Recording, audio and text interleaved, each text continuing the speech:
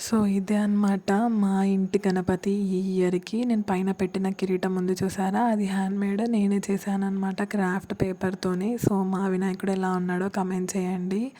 Actually ఈ చిన్న మట్టి వినాయకుడు మా డాడీ తీసుకొచ్చారనమాట ఫెస్టివల్ రోజు. అది మా తమ్ముడు హ్యాపీనెస్ కోసం. సో ముందు వీడియోలో చెప్పాం కదా!